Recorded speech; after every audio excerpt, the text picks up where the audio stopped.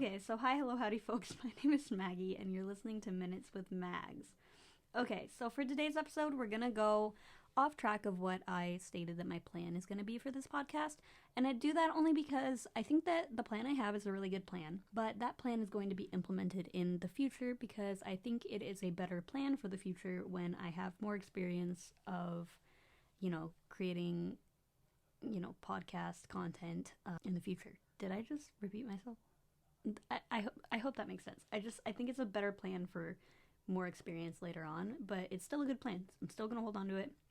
Just today, we're gonna have one topic. So today's episode is going to be covering New Year's resolutions and why they don't hold up. So essentially, why your resolutions are not resolving. I, for one, have hardly ever been able to keep a New Year's resolution till the legitimate end of the year or beyond. To be quite honest with you, I think the only one that I ever did pretty well at keeping was to cut out soda. And honestly, I don't even know if that was the New Year's resolution. I think one day I just decided I wasn't going to drink soda anymore, and so I challenged myself to do that, and I did it for like a year and a half, and then caved and drank a McDonald's Coke, and it tasted like shit. But I said, hey, you know what? I'm already here. Let's just keep drinking soda. And so I just kept drinking it until it no longer tasted like absolute ass. And then I became a soda drinker again. So maybe this is a me problem, but I'm pretty sure the inability to follow through on New Year's resolutions plagues a lot more people than just myself. So hopefully this is going to be able to resonate with some of you. So aside from just stating why I feel that our New Year's resolutions aren't working, I'm going to also try to offer some insight or advice onto how we could all collectively attempt to make these resolutions actually stick. So we've got a couple resolution examples. I went ahead and I looked up what the most popular New Year's resolutions are, and they all seemed pretty legit. Like, these are all of the ones that I feel like everybody makes, and almost nobody follows through with. I'm just kidding. I'm sure there's a lot of people that follow through with their New Year's resolutions. I'm just not one of them, and I want to be. So I've been thinking up how to be that. And, maybe it'll work. Maybe it won't. But we're going to find out together, okay? We'll find out together. So the examples that I have are going to be less time on social media, to eat healthier, exercise more, lose weight, live more economically. Those might be the only ones I cover, to be honest. Anyways, so let's start with the one that I make, I kid you not, every year. Exercise more. I am one of those girlies that has the gym membership, and used it for a little bit and then put it on hold. And now instead of paying $35 a month, I am paying $10 a month to not even utilize the gym. Like, that, I don't know. Like, that is a very good strategic thing to do, that if you decide to not use your account and you freeze it, you still have to pay $10 a month, because I'm literally paying $10 a month to do nothing, and they're just making money on me. Granted, it's like $25 less than what they were making when I was actually going to the gym, but in any case, it's a saving nonetheless, right? But what is deteriorating is my health. But anyways, I digress. So exercise more. I feel like that's the most popular New Year's resolution, at least in my opinion. And I think the reason that it fails is because we honestly set ourselves up to fail. I feel like as a society, we're kind of automatically an all or nothing mentality, and I think that bleeds into things that shouldn't necessarily be all or nothing. You know what I mean? I don't think that in order to exercise more, you need to go to the gym every day and put in like a 30-minute to an hour to 2-hour long workout every single day. Like, I don't think that's what that means, I don't think it's very realistic to be like, oh yeah, starting January 1st, 2023, I'm gonna be in the gym every day, 1 to 2 hours every day, and then I'm gonna wake up and you know what, I'm gonna do it again. And It's a great thought. It's great. It's great in theory. But I don't think that it's great to start off that way. I think that if you start off smaller, it's a lot easier to get to that point genuinely down the line. But I don't think it's automatically dive right in and do that. I think that a lot of people can do that, but I honestly don't think that most people could do that, at least not consistently. I don't think that that is something that realistically you'd be able to jump into that head first and be like, oh yeah, I can totally maintain this the entire year. Especially if you're going like from like a cold start, you know what I mean? Like you've never consistently gone to the gym and then all of a sudden starting January 1st, you're gonna go for 1 to 2 hours every day. It just doesn't make sense. It's not really fair to yourself. It's really not. So I think honestly, the biggest problem with the exercise more resolution is that we go too hard too fast. And I've done this. I've been there. I didn't think that I was someone where I could be like, oh yeah, like it'll be fine. I just I won't get worn out. I'm pretty fit, and I am. Like I have very good genetics. Thank you, Mom. Thank you, Dad. It takes a lot to tucker me out, and I did consistently go to the gym for a very long time. But then I had like health things come into play, and it just wasn't consistent. And because I have a very, how do I say this, very anal personality, I am diagnosed with OCD. I'm very much that person where I get really discouraged if I can't do what I want to do in the exact way that I've planned to do it. And the way that I used to work out is I would say, okay, I get a maximum of 2 days off. And so I'd go to the gym and I'd go almost exactly for an hour every time. And I would do it in, like, I would work out the same way in the same order every time. I would do like stretching and stuff and like condition myself to get ready to like run on the treadmill. And so then I'd do cardio and then I would like lift some weights, like do the machines. And then I can't remember, would I do cardio again? I think I would for a little bit, like some jump rope and stuff. But yeah, it was really good for a while, and like that's pretty hardcore considering I hadn't really consistently worked out prior to that. And it worked really well for a while, but then like life got in the way, you know? I started passing out. Like I couldn't figure out what was wrong with me. I still can't. I haven't been back to the gym since, and I haven't passed out. I think it's a blood sugar thing. That's doesn't really matter. But anyways, my point is I stopped going because I was discouraged of the fact that I couldn't physically keep up with how I wanted to keep working out. Like, it worked for a while until it didn't work anymore. And then it was like, well, fuck, if I can't... Oops, sorry.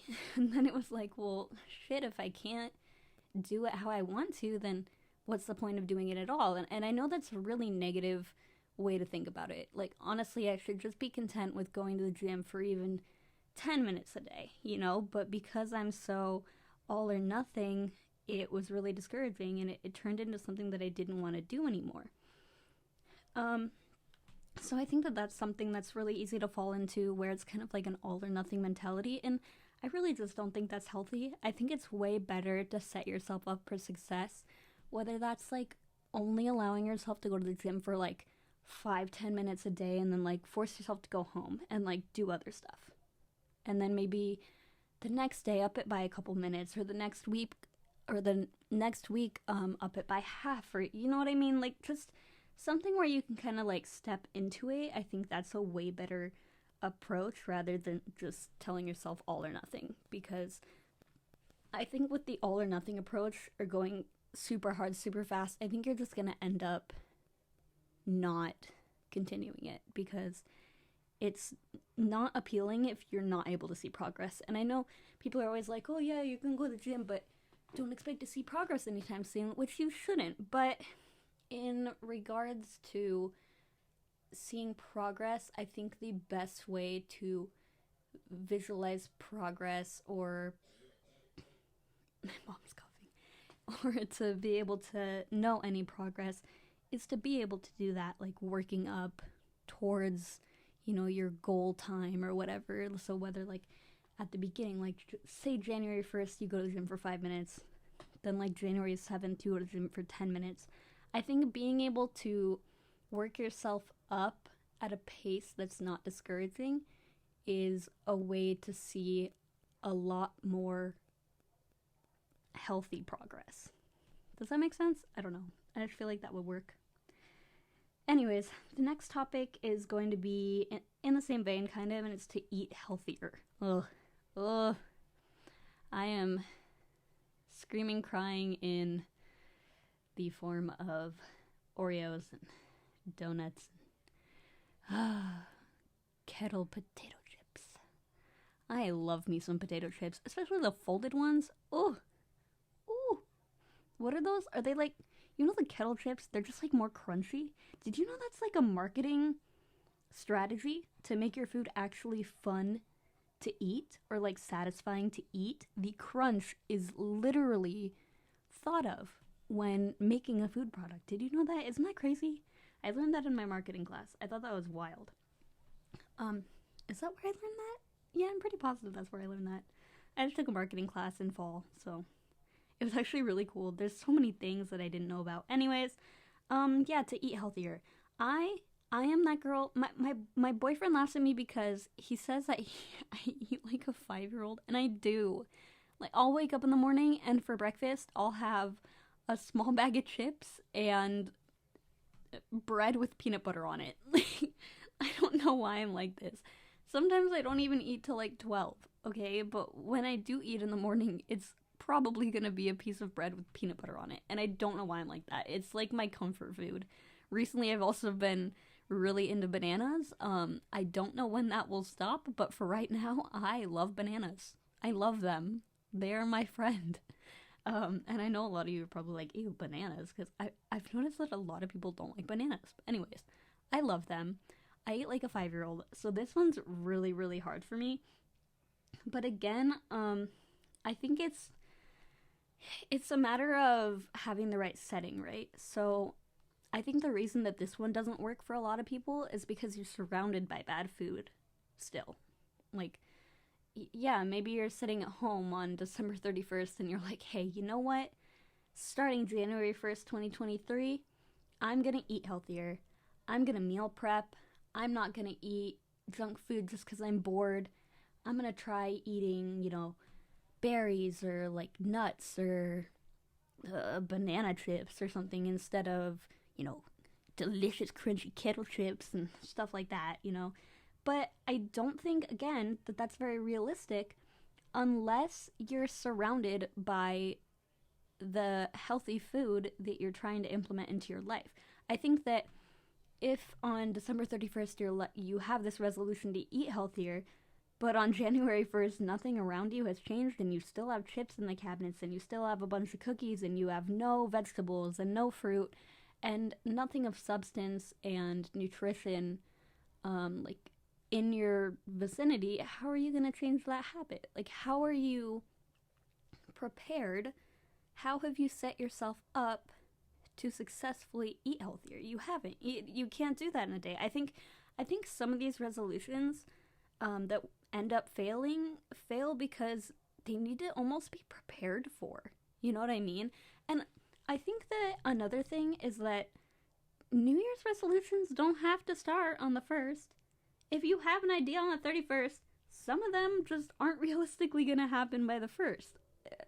Exhibit A, to eat healthier. I don't think if you're like, oh yeah, I'm going to have a resolution to eat healthier next year. And on January, like you've had that thought on the 31st, and on January 1st, you're like, yeah, I'm going to eat healthier, but you haven't been able to prepare your, fridge or your cabinets with, more nutritional food. I just don't think it's going to happen. And I mean, that makes sense, like logically, right? It makes sense if you think about it.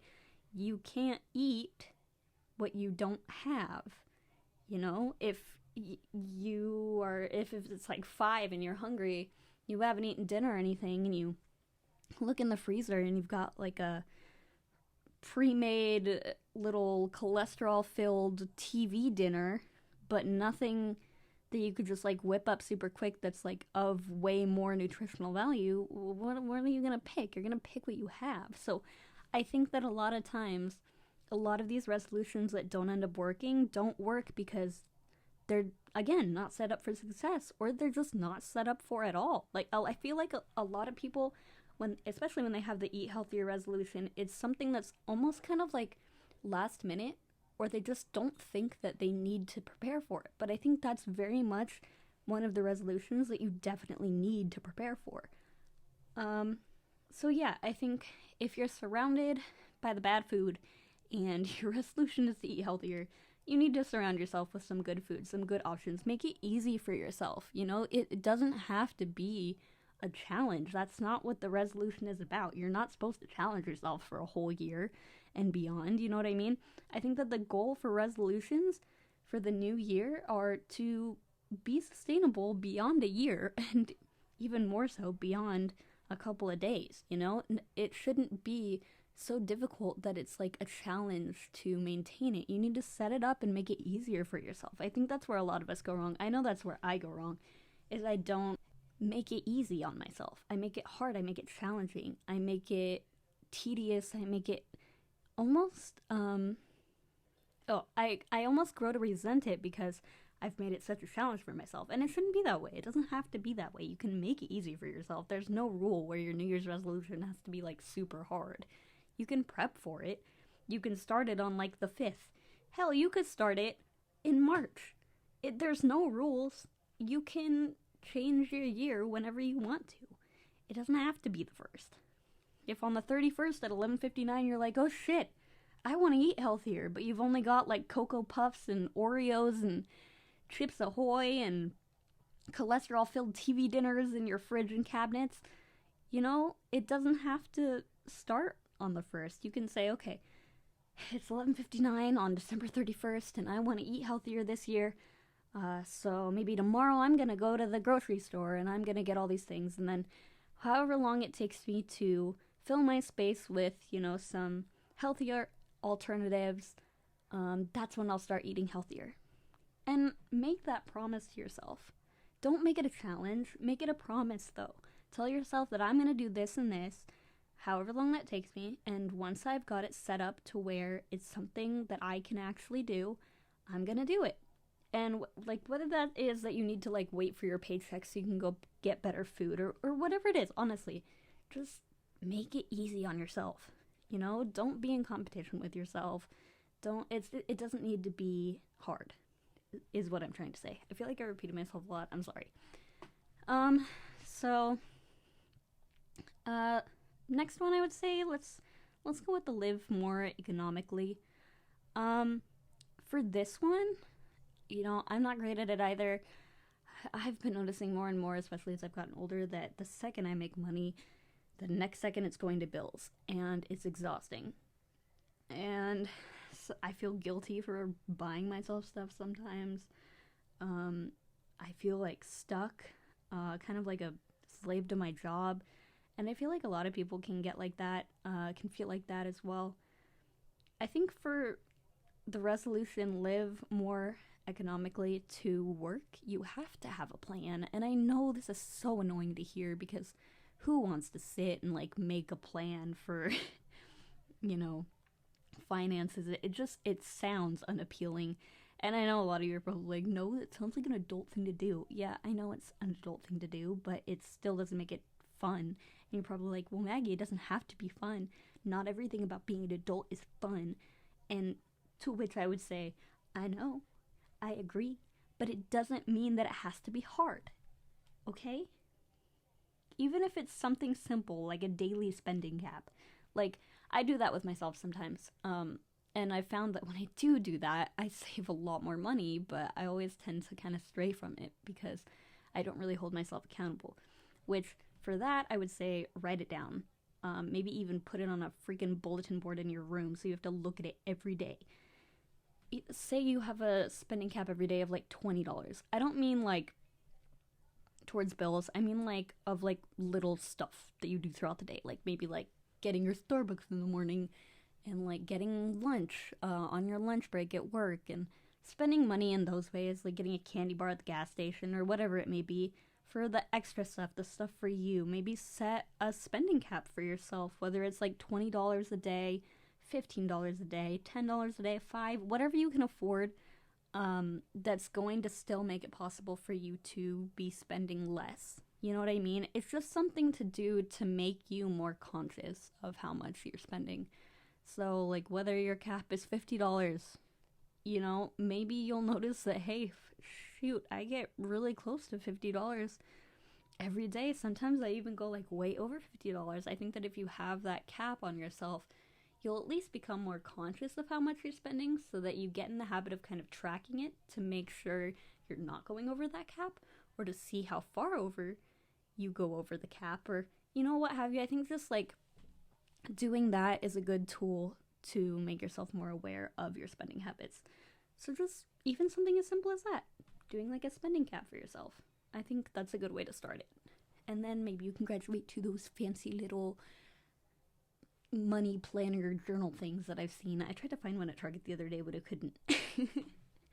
So yeah. Anyways,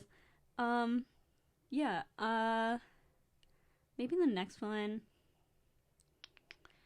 Ooh, this one hits home. Less time on social media. Now for this one, I have a love-hate with this one. I have such a love-hate with this one. I love social media, but I hate it. And as much as I don't want to admit it, it's totally an addiction. Completely 100% an addiction. And I don't mean like, you know, how growing up your parents always say, oh, you're addicted to that phone, you can't put the phone down for 2 seconds. I understand it's become a form of communication. It's a means to communicate. But I'm talking about, like, you know, scrolling mindlessly on Instagram, looking at other people's lives. Not so much things like creating Pinterest boards and stuff like that. Like, I think that's pretty harmless. I mean, that's at least idea invoking and engaging of the mind to some degree. But I'm talking about more like scrolling on TikTok, watching videos for like endless hours, looking at other people's Instagram pages, scrutinizing them, scrutinizing yourself, whatever it may be. Just like the more toxic forms of social media. Just I think in that regard, less time on social media is a really good resolution to have. But again, it's really hard because it truly can be an addiction. And I think a lot of us, without realizing it, are addicted to social media. Me being very much one of those people, I find myself getting my emotions manipulated by how much time I spend on it, and it's not healthy. And I continually go back to it, and I think that the reason I continually go back to it is because I always quit it cold turkey, but I never quit it completely. So I'll deactivate my account maybe, but I'll never fully delete my account. I'll delete the app, but I won't deactivate my account, just whatever it is. I always do it right in the heat of the moment instead of thinking it through and thinking why I want to delete the app and why I need to get off of the social media. And I think if I really boil it down, it's not beneficial to me. The only consistent thing about it is that it cures my boredom for a couple seconds, but then I'm continually striving for that stimulation when I'm not on it. And even right now, I don't have Instagram or TikTok downloaded, and I find myself going on Pinterest more and just kind of like thumbing through the pictures. And it's like there's not even anything to look at or be entertained by on Pinterest, so I don't know why I do that, but I think it's just because I'm looking for something to occupy the space in my mind that is just kind of lulled by boredom. And I think that's a growing problem in our society, is that we need to constantly be stimulated, and I'm very much one of those people that needs to constantly be stimulated, but I don't think that the stimulation needs to come in the form of electronics or social media. And if my mom ever heard me say this, she would totally use it against me because she thinks I'm on my phone way too much, which I totally am. So Mom, you're right if you ever hear this. But I think less time on social media is possibly a little more realistic than just quitting it altogether, at least for way of maintaining it long term. You know what I mean? Because I think it's easy to be like, oh yeah, I'm gonna go off social media completely for a week, but I don't think it's as realistic to be like, oh yeah, I'm never going on social media ever again, when our society has honestly been quite literally raised around electronics. At least our generation has. Like, I'm 24. Everybody I know knows the ins and outs of electronics, and you know, our kids are gonna know it even more. It's just inevitable. It's the times, and I don't think it's a bad thing.